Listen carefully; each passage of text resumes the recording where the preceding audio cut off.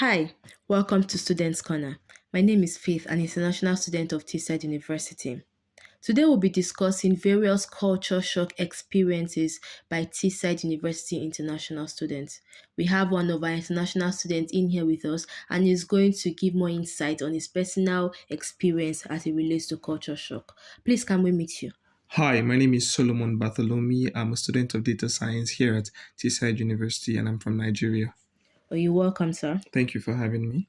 Well, culture shock is a feeling of disorientation experienced by someone when they are suddenly subjected to an unfamiliar culture, way of life, or set of attitude. A lot of times it is an experience described by people who have traveled abroad to work, who have lived abroad, or come to just study. So, Mr. Solomon, can you tell us your personal experience of culture shock?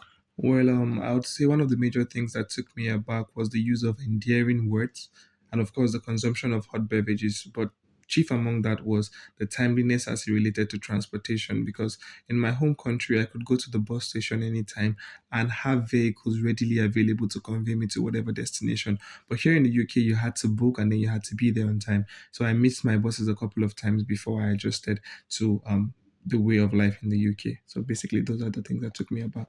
Oh, well, I understand. It's something that is very similar to a lot of international students. So, Mr. Solomon, can you tell us the measures you've put in place to actually help you curb these challenges and what you advise international students on culture shock? One of the measures was I kept an open mind and I did my research to understand the way of life of the people in the UK. Then I adjusted my timing as it relates to being at the bus station quickly to get my transport. And then finally, of course, the hot beverage that I complained about became a way to cope with the cold climate. And so it was really, really easy for me to adapt because I kept an open mind. So keep an open mind and then try to understand the way of life of people here and you do good. Oh, thank you so much, Mr. Solomon.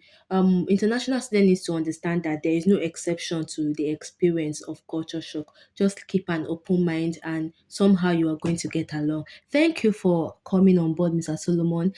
Thank you to our listeners. We hope to see you next.